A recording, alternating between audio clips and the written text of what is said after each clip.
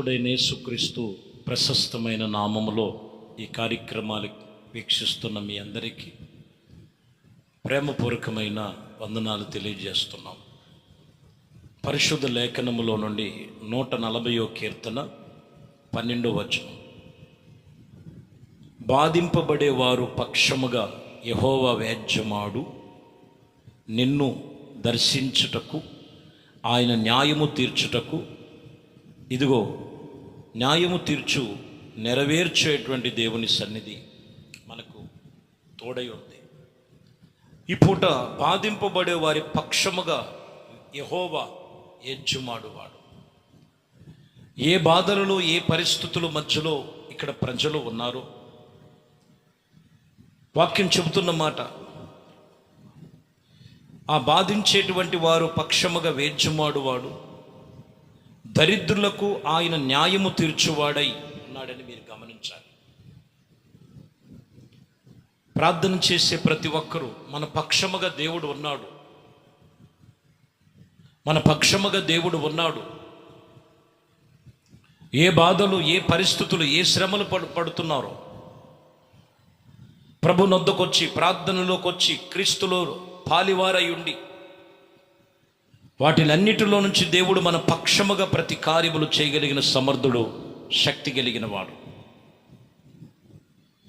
లూకా సువార్తలో 18వ అధ్యాయం 8వ వచనములో ఎడతెగక ప్రార్థన చేసే ఒక స్త్రీ గురించి ఉపమానంగా ప్రభు ఇలా మాట్లాడుతున్నారు. ఆయన వారికి త్వరగా న్యాయము తీర్చును.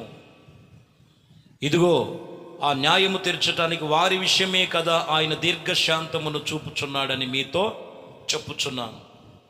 ఇక్కడ గమనించాలి, యేసు ప్రభు వారు దీర్ఘశాంతము చూపించటానికి, న్యాయము తీర్చటానికే బాధించబడేవారు, నానా విధమైన పరిస్థితుల్లో ఉన్న వారికి న్యాయము తీర్చగలిగిన వాడు మన పక్షముగా ఉన్నాడు. నువ్వు నిజముగా మొరపెడితే ఆయన త్వరగా నీకు న్యాయము తీర్చలేడా? వాక్యం చెప్తున్న మాట అది.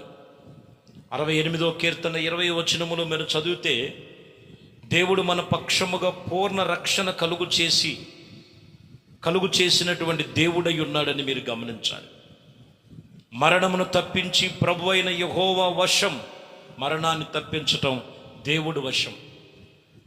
ఒకటి మీరు గమనించాలి, న్యాయము తీర్చటానికి మన పక్షముగా ప్రభు ఉన్నాడు. రెండోది మనం చూసినట్లయితే మరణము తప్పించేటువంటిది దేవుడు వశము. పూర్ణ రక్షణ నీకు కావాలి. మన పక్షముగా ఉన్న దేవుడు నీకు పూర్ణ రక్షణ కలుగు చేస్తాడు. పూర్ణమైన రక్షణ దేవుడు నీకు కలుగు చేసేటువంటి సమర్థుడు, శక్తి కలిగిన దేవుడు. ఆయన పేరు నజరేయుడైన యేసు.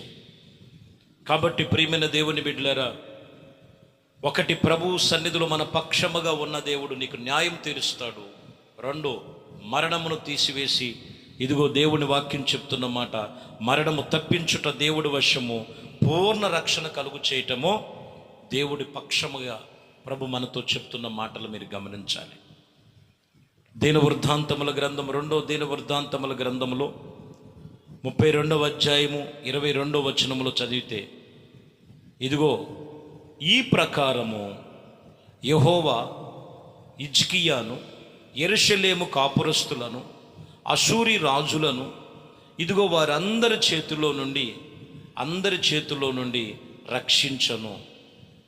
అన్ని ఇదిగో వైపులా వారిని కాపాడుచూ వచ్చాను.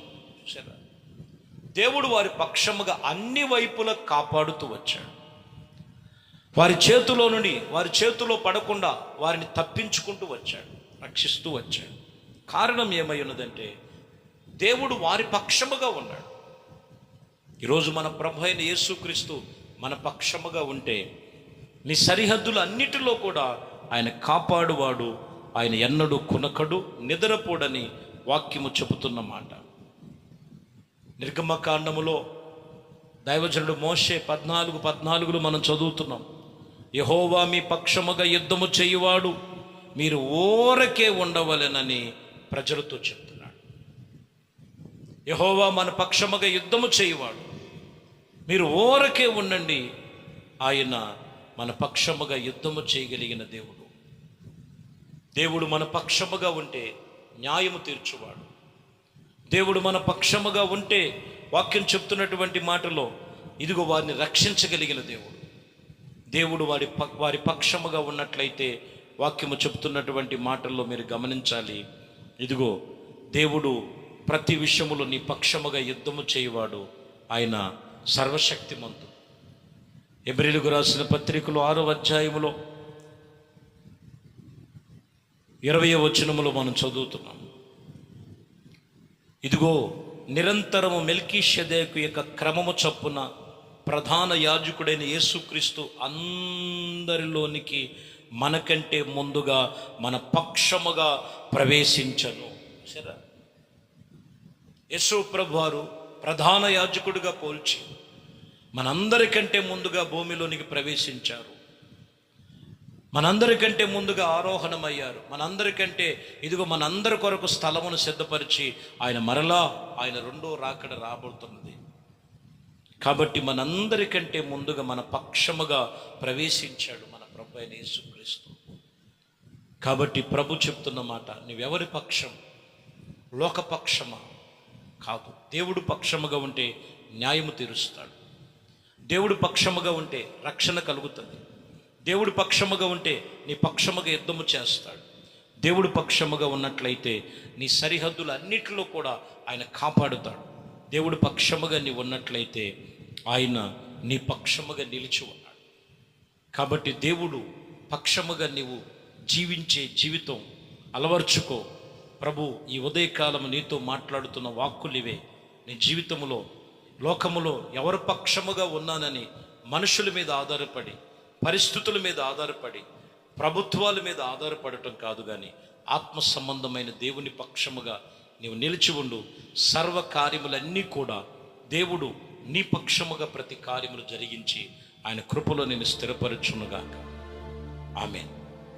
ప్రార్థన చేద్దాం. మన అందరము కలిసి ప్రార్థనలో ఏకీభవిద్దాం. పరిశుద్ధుడు అయిన తండ్రి, దయగలిగిన మా ప్రభువా, మీ ఘనమైన శ్రేష్టమైన నామానికి స్తోత్రాలు చెల్లిస్తున్నాం. సర్వ మహిమ ఘనత ప్రభావములు మీకు మాత్రమే చెల్లినట్లు ఈ వాక్యం విన్న వారి పక్షముగా మీరు నిలవండి. ఈ వాక్యం విన్న వారి పక్షముగా న్యాయము తీర్చండి. ఈ వాక్యం విన్న పక్షముగా రక్షణ దయచేయండి. ఈ వాక్యం విన్న పక్షముగా నా ప్రభు ఇదిగో సరిహద్దులన్నిటిలో ఇదిగో నిలకడగా మీరు కాచి కాపాడండి. ఈ వాక్యం విన్న పక్షముగా యుద్ధము చేయువాడు నీవు. సమస్తమును మీ చేతులకు అప్పగిస్తూ ఈ ఉదయకాలము మేమేపు చూస్తున్నాం. వారి ప్రార్థన మనవులన్నీ కూడా ఆలకించి తగిన ప్రతిఫలమును దయచేయమని సమస్తమును మీ చేతులకు అప్పగిస్తూ మహిమ ఘనత ప్రభావాలు మీకే పొందుకోమని నజరేయుడైన యేసుక్రీస్తు నామములో ప్రార్థించి వేడుకొనుచున్నాము తండ్రి. ఆమేన్. ప్రభు మిమ్మల్ని దీవించి ఆశీర్వదించునుగా.